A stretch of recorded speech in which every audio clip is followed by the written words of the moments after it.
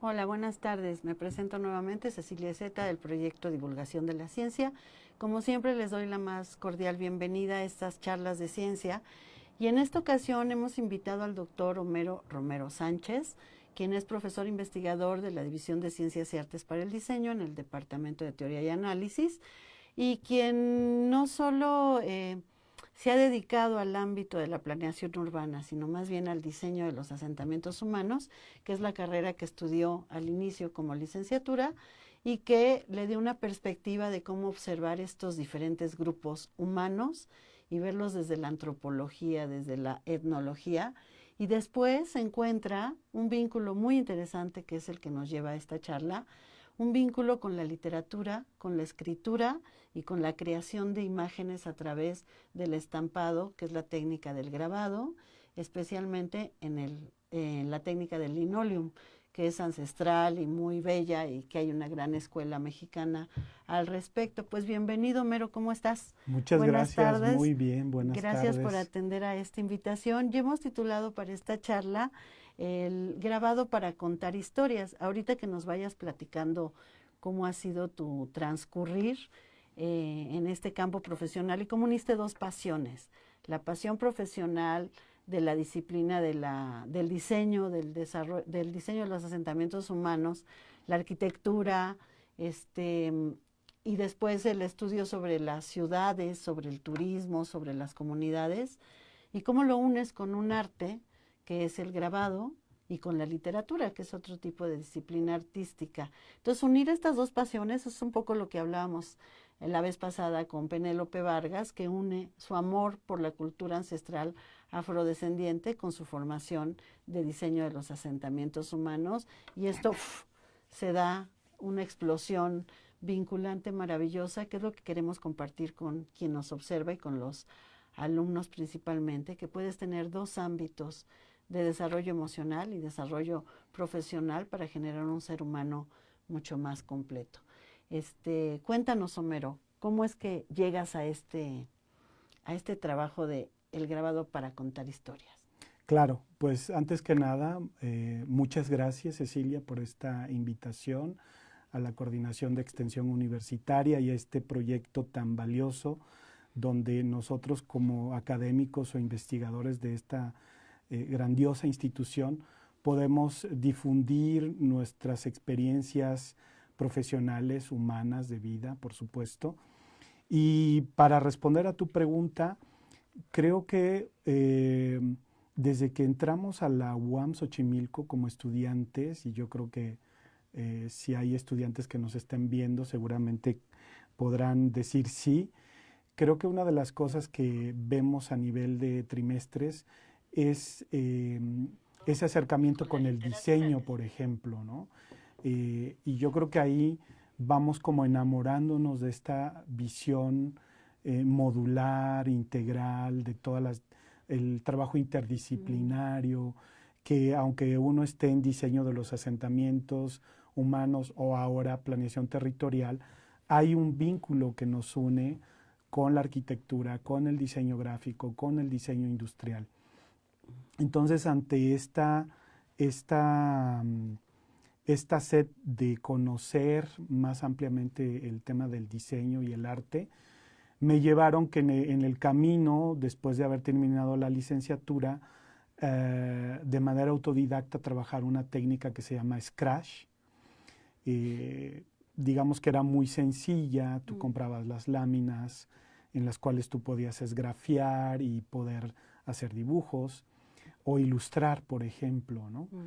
Eh, Esto lo trabajé un tiempo, digamos que estuve trabajando en esta técnica durante unos 5 o 6 años.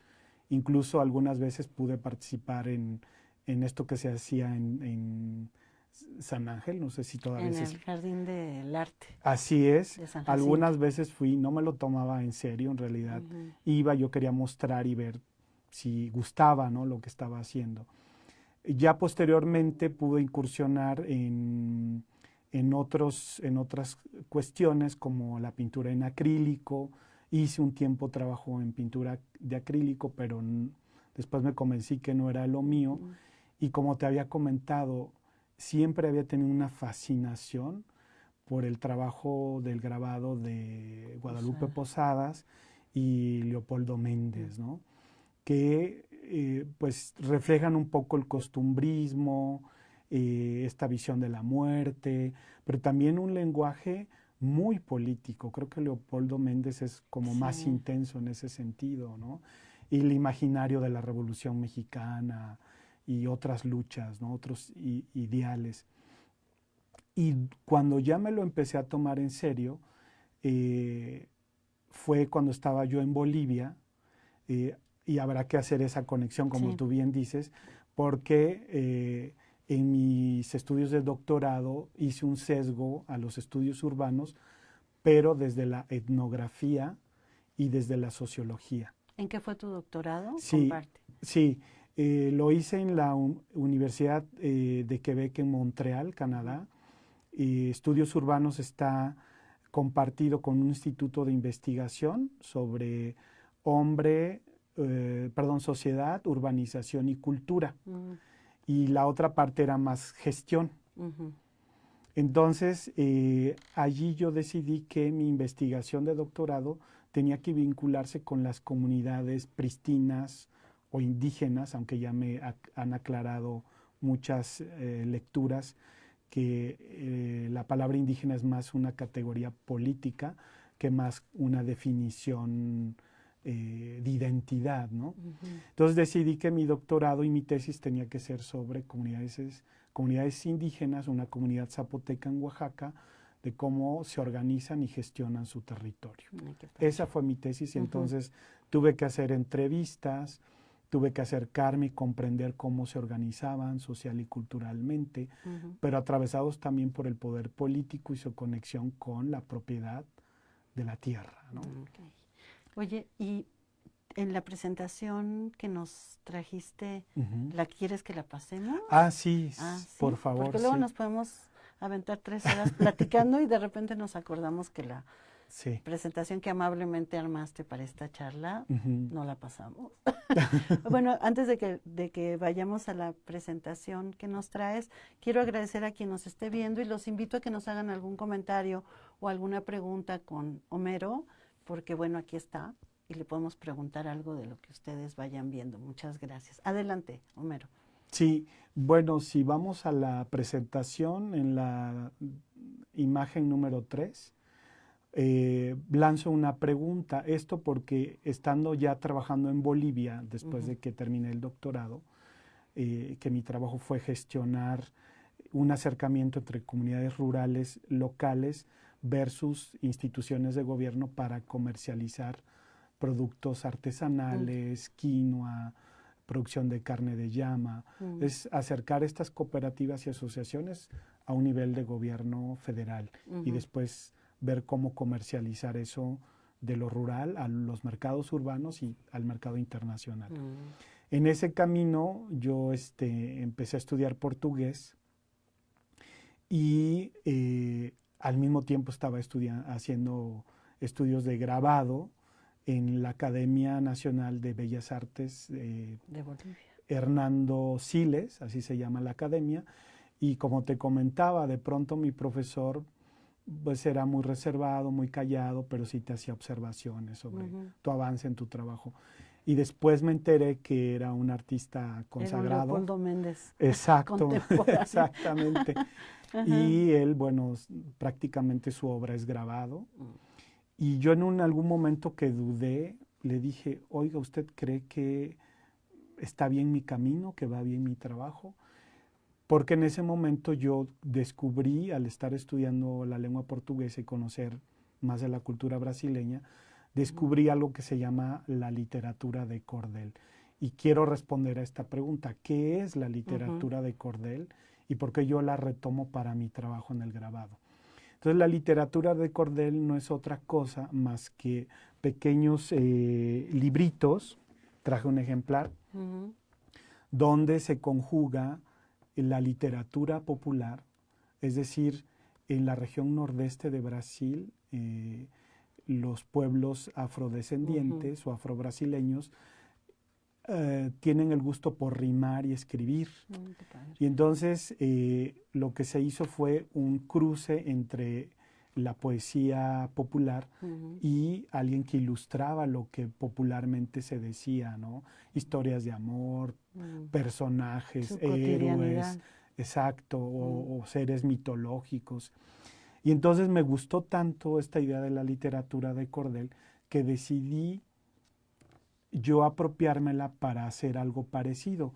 Y justo en ese instante conocí a una chola paceña, quien había escrito un texto que me pareció lindísimo porque hablaba de la relación de las mujeres cholas con su cabello. ¿Quiénes son las cholas paceñas? Sí, las mujeres cholas paceñas son mujeres indígenas aymarás que viven en áreas urbanas, en este caso La Paz, por eso dicen cholas paceñas.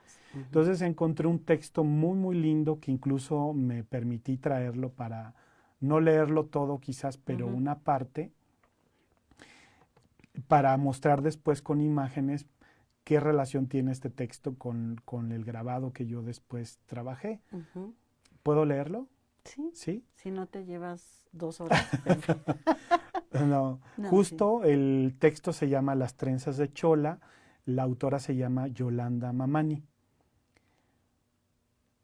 ¿Sabían que el cepillado del cabello y el trenzado es todo un ritual para las mujeres de pollera? Bueno, es un ritual para mi madre y para muchas otras mujeres, pero también hay otros significados. Según mi mamá, al cepillarnos y trenzarnos el cabello, expulsamos las malas energías, pero al mismo tiempo atraemos las nuevas y las buenas energías. Así que cada que estamos tristes por cualquier motivo, nos peinamos el cabello y nos hacemos nuestras largas trenzas solo por el gusto de peinarnos. También es una expresión de libertad y de desahogo, porque apenas nos hacemos trenzas, nos ponemos de buen humor. Por eso me gusta mucho cepillar mi cabello y hacemos trenzas junto a mi madre. Hacerme trenzas junto a mi madre, pero también porque es un momento de encuentro entre ella y yo. Nos miramos como en un espejo la una a la otra. Cuando estamos juntas y como no hay espejo en la casa de mi pueblo, entonces nos miramos ambas, si estamos bien peinadas o no, y al mirarnos nos reímos a carcajadas, porque cuando una se ríe, al ver la cara de la otra, piensa que está mal peinada, aunque no lo esté. Cuando estamos solas, nos miramos en el agua. Es un extracto. Sí, entonces yo al leer este texto me encantó por esa relación de el cuerpo de la persona con su cabello, ¿no? Y con la otra. Exacto, ¿no? Y la interacción entre mujeres, esos momentos como de intimidad, de privacidad. Y a partir de allí yo comencé a bocetar primero, a hacer como un concepto, una idea a partir de los párrafos que yo estaba leyendo. Y si vemos, por ejemplo, en la presentación. Ajá, en la foto número 5, este es uno de los primeros grabados que hice, donde plasmo, por ejemplo, esta relación de la niña Aymara con su madre, digamos, en la privacidad de su casa, haciendo este peinado, ¿no? Este fue como uno de los que más gustó, digamos, cuando yo lo he presentado en exposición, como les dije, nunca me lo había tomado en serio hasta cuando dije, ¿y por qué no? ¿Por qué no poder compartir este arte, ¿no? En la siguiente, que es la fotografía número 6, podemos ver, por ejemplo, una abuelita que está como pensativa, sentada, y sus trenzas se extienden hacia el cielo y con ellas se forma un nido de pájaros. Porque en una parte del texto dice eso, que los cabellos que se caen al suelo, los pájaros los recogen y con ellos forjan sus nidos. Entonces, cuando yo lo leí en el texto, me lo imaginé, dije, ¿cómo puedo plasmar eso? Entonces, fue así, dije, bueno, unas trenzas que se tejen hacia el cielo y forman un nido donde está esta familia de aves, ¿no? En la siguiente, que es como muy emblemática, es justo este párrafo que les he leído, donde madre e hija están mirándose, peinándose, riéndose. Y algo que quiero decir de este grabado es que el personaje que podemos ver a la izquierda, joven, es justamente Yolanda Mamani, la que escribió el texto. Porque yo le dije, además de usar tu texto, me gustaría grabarte a ti. Y sí, yo utilicé como un primer recurso la fotografía para después dibujar y bocetar y hacer el concepto final que quedó plasmado en el grabado. Entonces, aquí si miran ustedes son dos espejos, pero además visto a través de las dos mujeres, ¿no? La madre y la hija. Ya más abajo es otra serie, porque son dos series de grabados que hice. Una fue Las trenzas de Chola, a partir de ese texto. Y en el segundo, porque pienso también que debemos de hacer contranarrativas. O sea, es decir, hay un discurso que escuchamos recurrentemente en la tele, en la radio. Los estereotipos. Los ¿no? estereotipos, exactamente. Pero de pronto poner en relieve otros saberes, otras formas de vida, otras sensibilidades, es un poco darle la vuelta a esos discursos hegemónicos que nos permean también, de algún modo. Y además le di la vuelta a un personaje mítico en Bolivia que se llama Equeco, que es una figura de un hombre pequeñito que va cargando un costal gigante y es el símbolo de la abundancia en el mundo aymara. Y dije, ¿y por qué no Equeca? En vez de lo masculino, como la fuerza de la abundancia, la Iqueca urbana, que fue otra serie de grabados, donde yo, a través de mis vivencias en la ciudad de La Paz y el conocer mujeres cholas que trabajan, algo que a mí me impresionó de Bolivia es que nunca vi una mujer pidiendo limosna. ¿Trabajan? Mucho, mucho, y además vi como la dignidad, el dignificarte como persona. Entonces dije, pues son ellas las que trabajan, son pilares de sus familias. Muchas viviendo situaciones de mujeres solteras, madres solteras, exacto, por esta situación muy parecida en toda Latinoamérica de padres abandonadores. Entonces la figura... se van a trabajar fuera de su pueblo porque no hay condiciones. Exactamente, ¿no? Y entonces dije, bueno, ¿por qué no plasmar a través de esa figura mitológica que está centrada en el hombre a la inversa? Son las mujeres como símbolo de fortaleza y abundancia por el trabajo cotidiano. Entonces en esta serie lo que yo hice fue plasmar en lo cotidiano a estas mujeres, ¿no? Por ejemplo, esta foto me encantó muchísimo porque en el centro, caminando en el centro de la ciudad de La Paz, y ahí el contexto del urbano como urbanista, como planificador territorial o diseñador de los asentamientos, esta conexión de la ciudad con el arte o lo que podemos vivir en la ciudad es muy interesante por lo diverso. Y esta foto me gustó mucho porque es una mamá que va tomado de la mano con su hijo, caminando en la calle, firme, potente, fuerte, ¿no? En la siguiente imagen, que de hecho hago la invitación para el 8º Congreso Internacional de las Mujeres en la Ciencia aquí en la UAM Xochimilco y en una exposición de arte que se va a realizar en la Galería del Pasillo, en el edificio de diseño gráfico y también en la galería del edificio de diseño industrial, he colaborado con este grabado. Hay un mercado muy importante, no sé, yo lo pondría la equivalencia al mercado de la Merced de la Ciudad de México, porque es popular. Y entonces era muy recurrente que yo hiciera mi recorrido los sábados en el mercado y tenía que ser muy discreto también con la toma de fotografías, ¿no? Sí, a veces más bien había que pedir permiso antes de hacerlo, ¿no?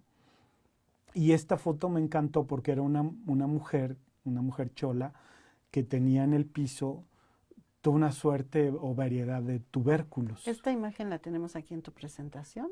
Es que Sí, no la veo. es la 9. La 9, por favor. Sí. Exacto, es la número 9. Y este mercado está en un barrio que se llama San Pedro. Entonces me encantó ver a la mujer tendida con la variedad de tubérculos, pues haciendo su mercadería, ¿no? En la siguiente foto, ¿La 10? en la 10, por favor. Esto es una fiesta muy fuerte en La Paz. Tiene que ver con algo muy simbólico. Se llama las alacitas. ¿Qué son las alacitas? Ocurre a finales del mes de enero y no es otra cosa más que a través de un pequeño objeto, tú mentalizar algo que quieres lograr. Por ejemplo, aquí tenemos a una mujer chola en este grabado, que las alacitas o las miniaturas que está vendiendo son casas. Entonces, si tú ya estás proyectando que quieres tener una casa, pues vas y compras tu alacita de casa. Es tu visual. Ajá. Pero es muy gracioso porque, por ejemplo, si hay un estudiante que quiere terminar arquitectura, va a la feria de las alacitas y compra un diplomita chiquito que diga arquitectura. Y entonces toda una relación con pequeños objetos donde tú proyectas algo que quieres lograr en la vida.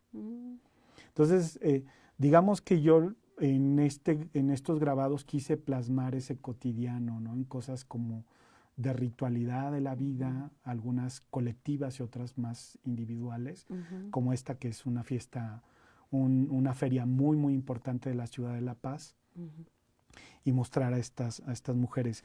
No tengo otros grabados pero en foto, pero traje aquí, no sé si se logre ver a través de las cámaras. Esto es muy común, ¿no? Las mujeres que tienen un puesto de comida o que te venden frutas, verduras.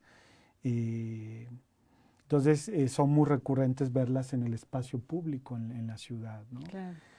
Otro ejemplo son las que te venden comida, que van caminando por la ciudad con su carrito y tú pues puedes comprar. Pero ves también esta parte, ¿no? Las mujeres que van cargando a los hijos, esta relación, ¿no? Con la familia, con el trabajo, con su base económica.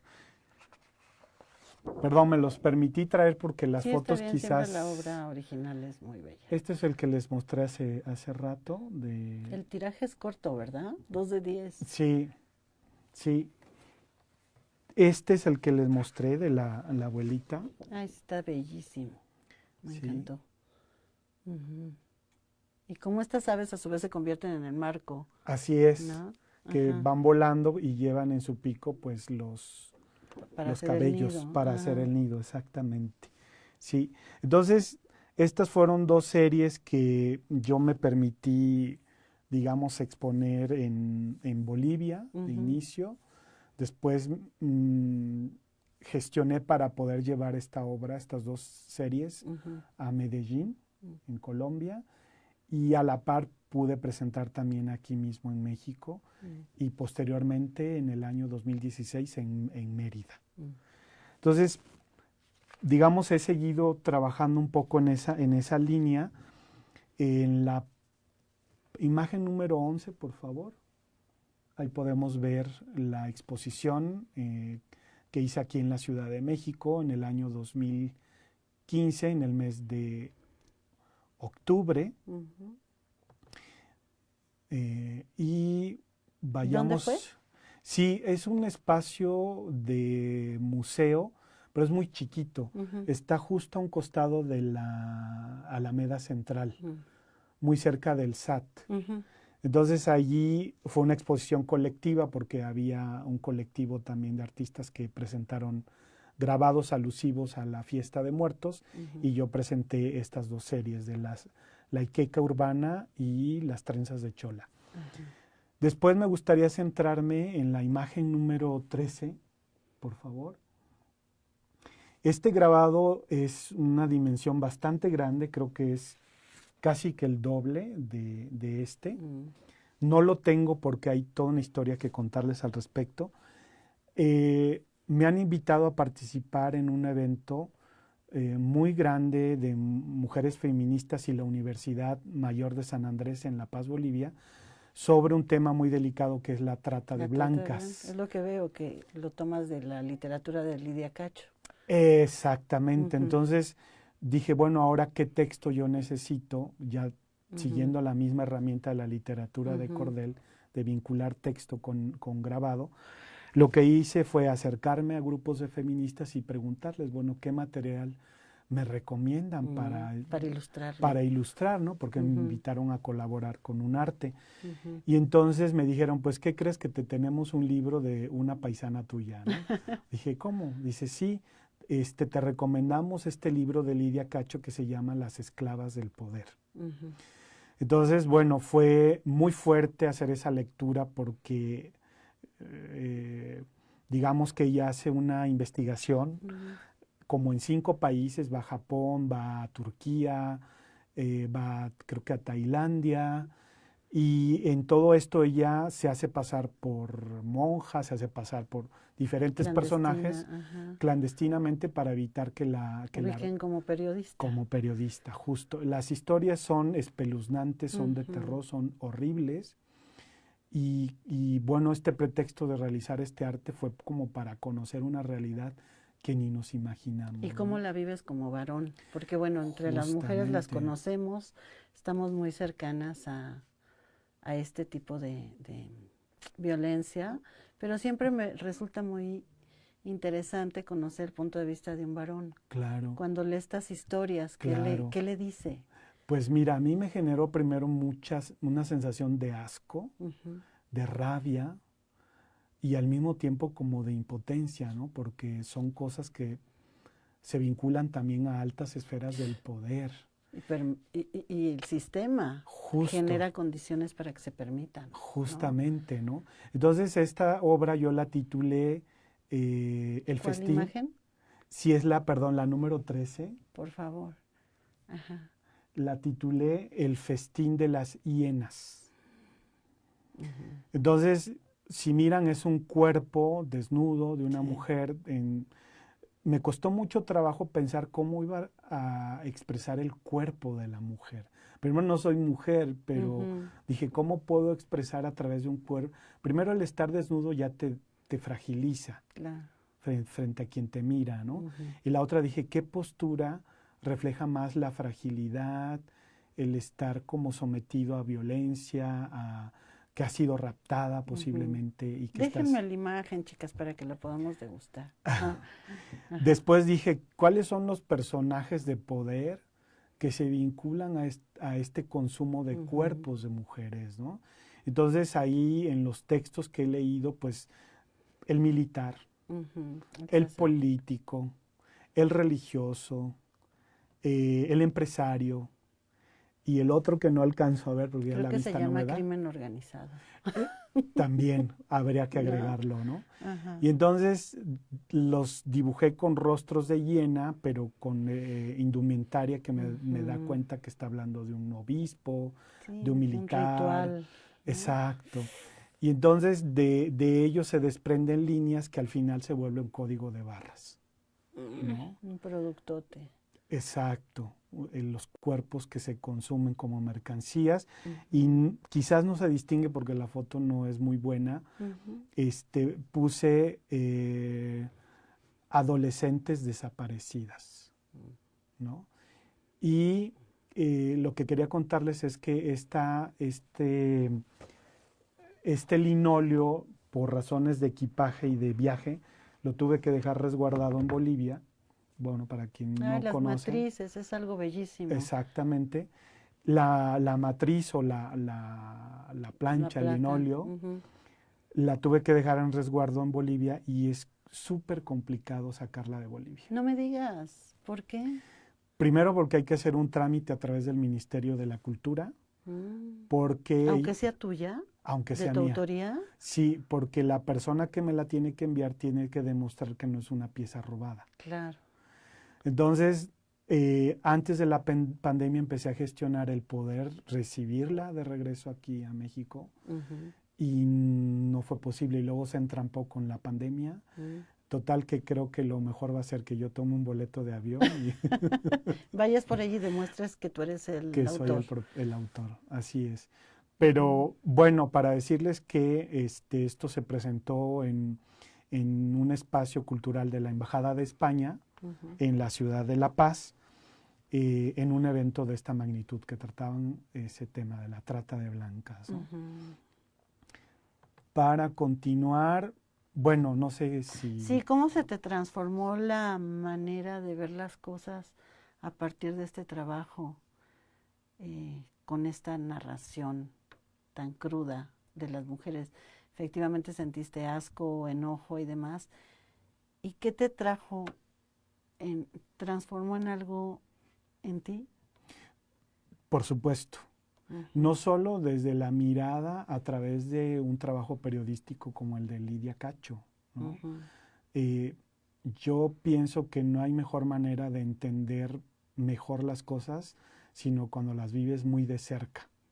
Las experiencias sí, son fundamentales. Justo cuando le toca a un familiar cercano y que tienes que acompañar todo ese proceso de abogados, de que te cuenten todas las historias la misma denuncia, vividas. ¿no? Exacto. Que se atreva la persona agredida a hablar.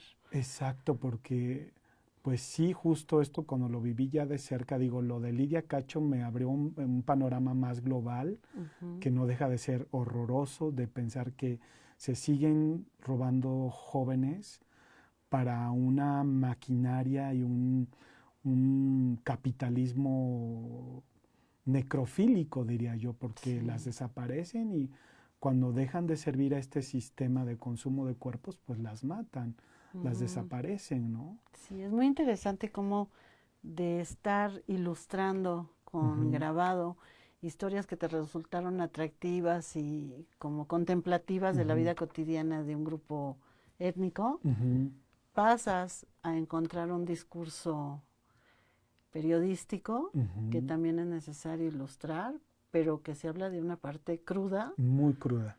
Que existe y que además se vive no solo en las etnias, sino en todas partes, ¿no? Y es lo que cotidianamente se habla ahora, sobre esta violencia, que a lo mejor esta es muy cruda y muy dolorosa, pero que existen otras violencias cotidianas hacia grupos vulnerables, y en este caso hacia las mujeres y a las jovencitas, ¿no? Claro. De hecho, recientemente pasamos por un movimiento en la universidad que detuvo las actividades por existir estos diferentes matices de violencia que a veces no se observaban. No se observaban. Y que los grupos de chicas lo han hecho visible y que a veces los varones se enojan por esta visibilización, pero no todos, ¿no? Exacto. Entonces, el que en una universidad se puedan dar estas temáticas, estas discusiones, o haya académicos, artistas que visibilizan a través de su arte estos temas, se me hace muy, muy valioso.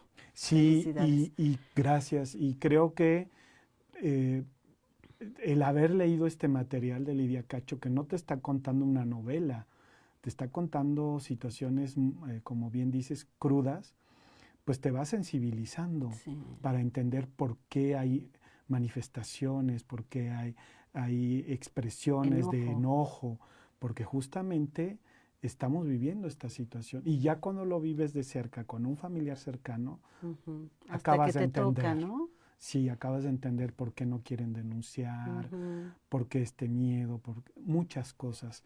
Entonces, hasta ahora pues lo reflejé a través de esa obra que se quedó en Bolivia, que logré hacer 2 impresiones, las 2 las vendí esa misma noche en el evento, pero que sigue esta metodología, ¿no?, de la literatura de cordel, pues que busca vincular texto con el grabado, ¿no? En mi caso, pues trato de buscar textos más de tipo de investigadores, como este de periodístico de Lidia Cacho, o los que les voy a... lo que hiciste con lo de la tesis, ¿no? Sí, justo. Bueno, traje 2 materiales más, que si podemos pasar a la imagen 14, por favor.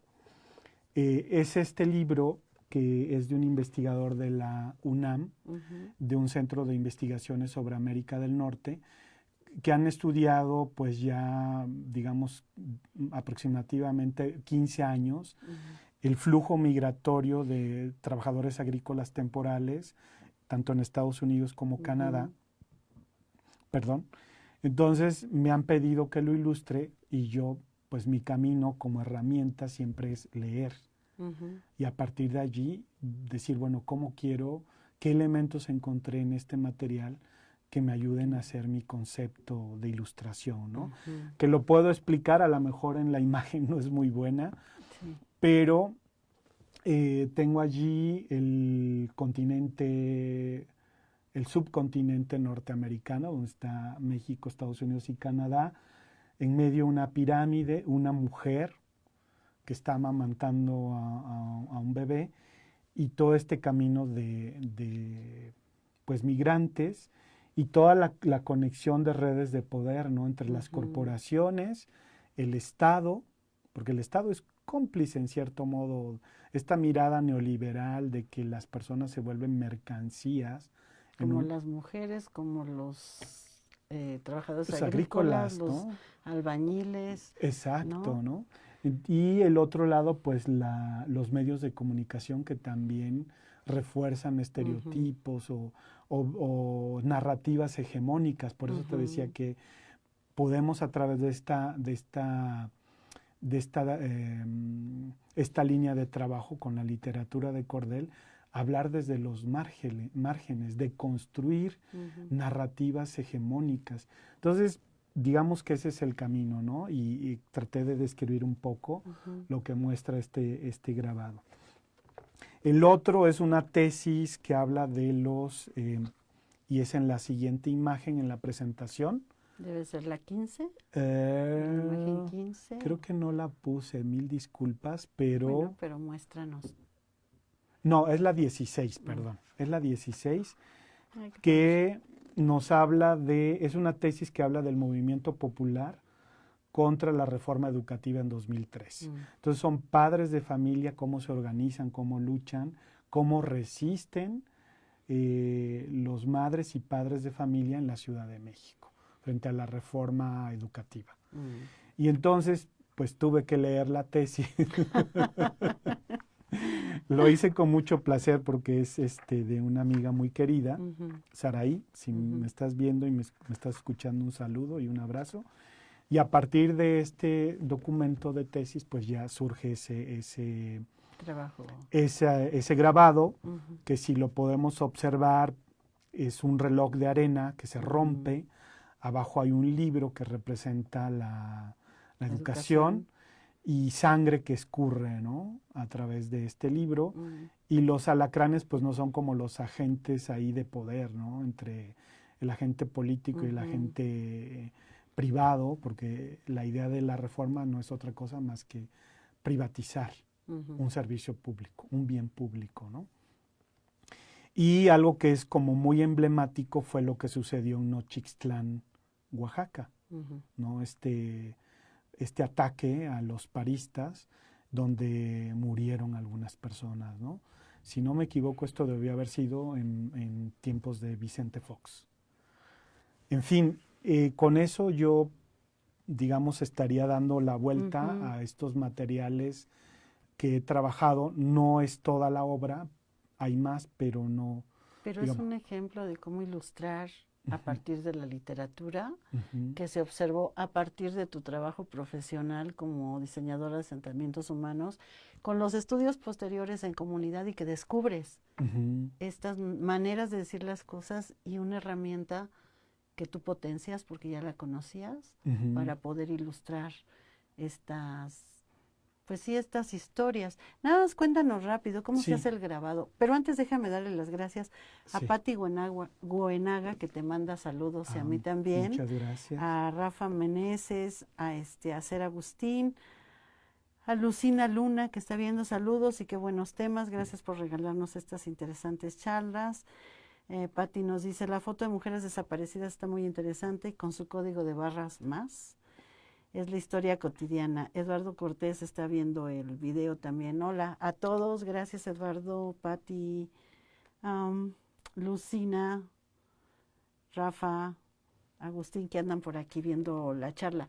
¿Cómo se hace el grabado? Porque hemos hablado de él, pero mucha gente no lo conoce. Claro. Es un trabajo muy delicado, muy cuidadoso. Yo tuve oportunidad de estudiar grabado y haciéndolo decidí que no era lo mío.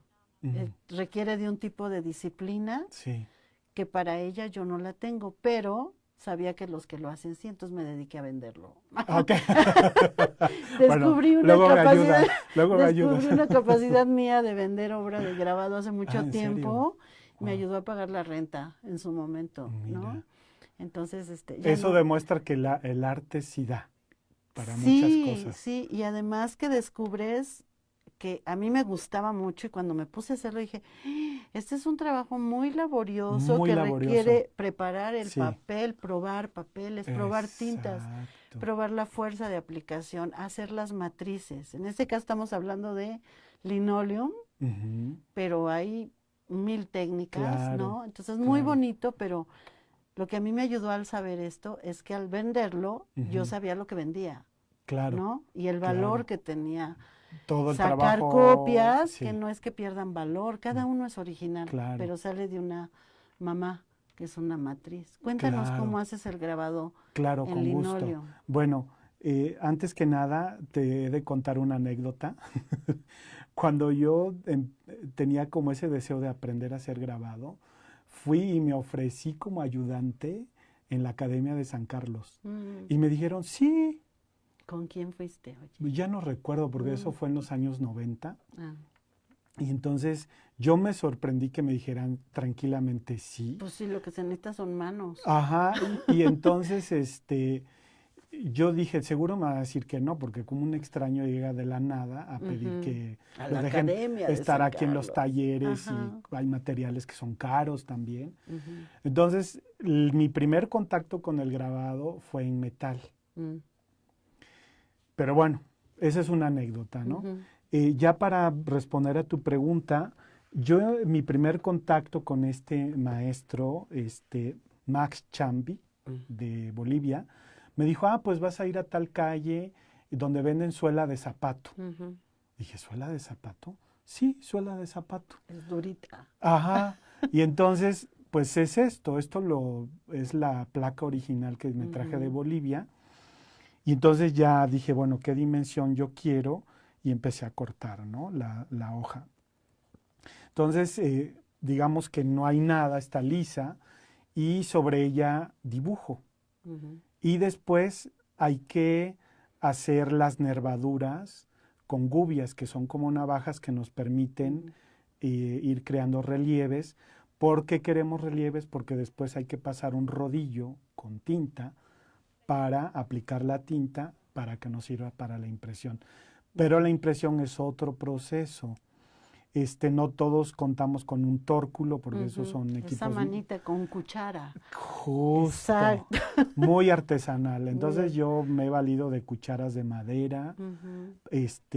Luego te venden unos utensilios en Lumen, que es una base de plástico que tú la tomas como un mango. Y pasas, ¿no? Pero tiene que ser muy fuerte para que se impregne la tinta. Ahora, el tipo de papel depende, ¿no? Por ejemplo, yo utilizo cascarón, creo que se llama, si no mal recuerdo, que tiene que ser un espesor ni muy grueso ni muy delgado, porque ya me pasó que una vez pedí muy grueso y no absorbía la tinta. Y mi maestro de Bolivia me salvó porque yo tenía que imprimir y me dijo, tienes que mojar el papel. Lo mojé y milagrosamente la tinta se impregnó al papel. Y siempre hay que pensar que esto es como un negativo de una foto visto al revés. Entonces, si yo quiero que mi figura quede en la impresión colocada de cierta manera, la tengo que dibujar al revés. Sí, pensar en negativo cuando dibujas, sabiendo lo que quieres obtener en positivo. Ya ahí el cerebro ya tuvo un ejercicio interesante. Eso me fascinó. Sí, eso fue para mí muy fuerte porque tenía que dibujar y darle la... Pensar en negativo, ¿no? Justo. Yo el primero que hice lo hice, se imprimió en negativo porque lo pensé en positivo. Dibu- Ya, sí, pues este es un... No, es que lo tienes que pensar cuando se traslada a la Exacto. superficie. Ajá. Sí, ahora también las gubias, que son las herramientas punzocortantes, por así decirlo, hay de diferentes tamaños, Ujú. los que nos pueden dar una línea muy delgadita, muy fina, para detalles como el rostro, las manos, o gubias muy gruesas que nos dan líneas más anchas, ¿no? Ujú. Entonces, algo que a mí me fascinó ya en la práctica, yo cuando me decían, ¿qué sientes cuando estás haciendo esto? Pues es como si estuviera con un cuchillo tallando mantequilla. Sí, exacto. Porque si tú exageras la fuerza de la gubia, puedes dañar la obra, Ujú. incluso perforarla. Perforarla. Entonces Ajá. sí tiene uno que ser como muy cuidadoso. Otra cosa es que tienes que hacer varias pruebas de impresión antes de llegar a la final. Es Ujú. decir, hago una segunda prueba y yo puedo ver ya más o menos cómo va a quedar impreso. Ujú. Pero si hay algo que no me gusta que tenga todavía que afinar, para eso son las pruebas, para que Claro. puedas tú después seguir trabajando sobre el linóleo y con tus gubias afinando ciertos Ujú. detalles, ¿no? Y comenta esto de cuando haces la obra, tiene una numeración, una decisión sobre la Ah, vida de sí. la matriz, Sí, ¿no? esto también fue un descubrimiento para mí, porque yo decía, bueno, después voy a imprimir las que quiera. No, No, no, les tienes que determinas. darle un límite de impresión. ¿Por qué? Porque entonces pierde originalidad la Ujú. obra, ¿no? Hace rato decías, es un tiraje corto. Sí, porque hasta ahora Ujú. solo he impreso 2 de 10, porque dije, solo Claro. voy a imprimir 10. Pero muéstrale Así, porque es importante, cuando ustedes tengan un grabado, lo quieran comprar, lo quieran observar, así, además, tiene que tener esa, no solo la firma del artista, así es. el título de El la obra, título, sino la seriación, que esto se da solo en la estampación, como en el caso del grabado, ¿no? ¿Y exacto. dónde se coloca normalmente? Sí, pues en el ángulo inferior izquierdo. Viendo de frente, Sí, ajá. y esto es bien importante Ujú. porque cuando yo compro un arte, un grabado, sé que puede ser el 3 de 10 o Ujú. el 10 de 10, el O una último, prueba de autor, o una prueba ¿no? Que incluso, son ¿no? estas a las que te refieres. O Exacto, prueba de taller. Hay veces exacto, que el artista no lo imprime él, sino lo manda a hacer un taller, y exacto, el taller también tiene un número determinado de pruebas, determinado, y todo eso tiene que ver con un valor después exacto. en la validez de la obra, De la ¿no? obra, exactamente. Ujú. Entonces, eso creo que es importante porque cuando uno compra un arte, uno Ujú. sabe que hay un determinado, un límite en la Ujú. impresión de la obra, ¿no? O Sí, sea, si, no sé, Posadas hizo 10 impresiones de un grabado, ujú. quienes tienen esos 10 pues son privilegiados porque Exacto. tienen esa obra cobra más valor, Ujú. Y ¿no? una sugerencia, Sí. cuando se enmarca, Ujú, luego la gente dice, ah, es un papelito, y le pegan un cristal ujú. atrás y adelante para que se vea bonito, pero no dejan respirar, es material vivo, Ujú, la tinta y el papel, ¿no? Entonces se exacto. generan hongos. Sí. Entonces cuando ven el enmarcado y ven que hay una María Luisa Ujú. con un volumen que deja aire entre el cristal y el El grabado, grabado. van a estar cuidando su obra, la obra que compraron, les regalaron, adquirieron o tienen personal, para que no se llene de hongos. El Ujú, hongo es ujú. pues parte de la vida de los materiales vivos, ¿no? Materiales, Entender que exacto. una obra está Ujú. viva, luego cuesta trabajo Sí, entender que ¿no? todos los químicos que forman parte Parte de del material van a generar una descomposición posición, al paso exacto. del tiempo. Entonces, cuando quieran enmarcar un grabado, cualquier tipo de obra, recurran a un experto Sí, para que su obra dure mucho tiempo, y cuando se las hereden a los hijos de los hijos de los hijos, ujú, eso tenga un valor y no se pierda por el daño ocasionado por mal manejo, ¿no?, de la obra. exacto. Ahora Ujú. hablabas de materiales, eso también es interesante cómo evoluciona el mercado de materiales, ¿no? Ujú. Por ejemplo, yo todavía usé tintas que pueden ser tóxicas, pero sé que ahora en el Ujú. mercado te ofrecen tintas que tienen Sí. otro impacto, ¿no? Que ya Ujú. no son tóxicas, por ejemplo. Ujú. Es un Ujú. trabajo laborioso, de mucha dedicación y de mucho sabor, es como cocinar.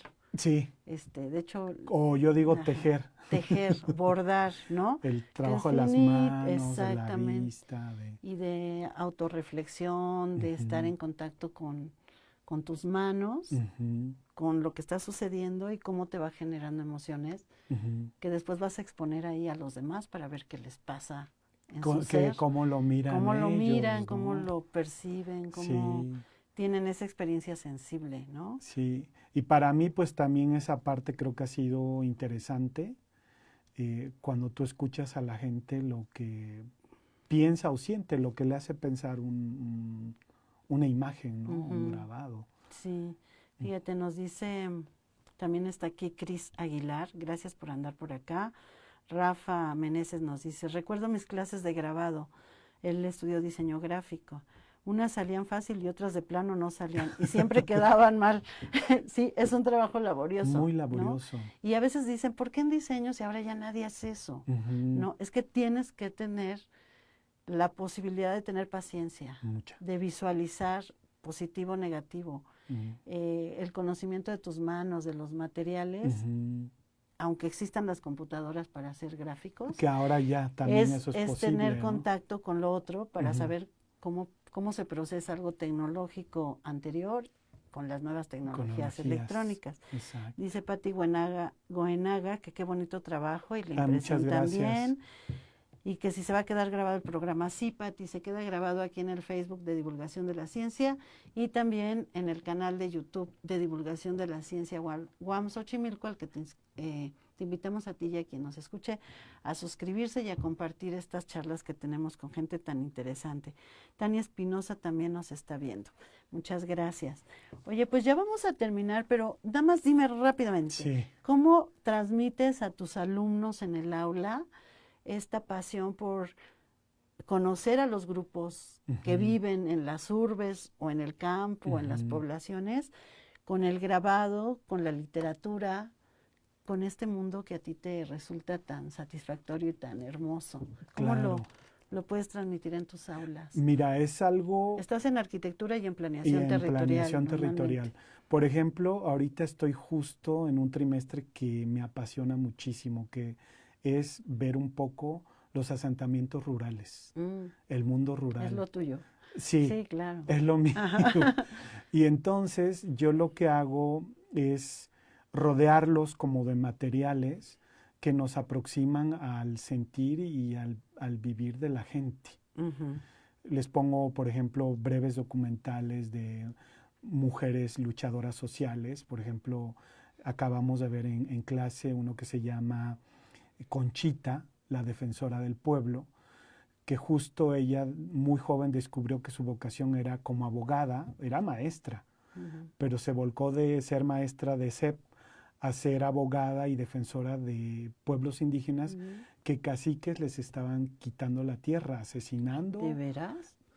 ¿Eso Qué pasa? raro, ¿verdad? Eso no Eso pasa. pasa.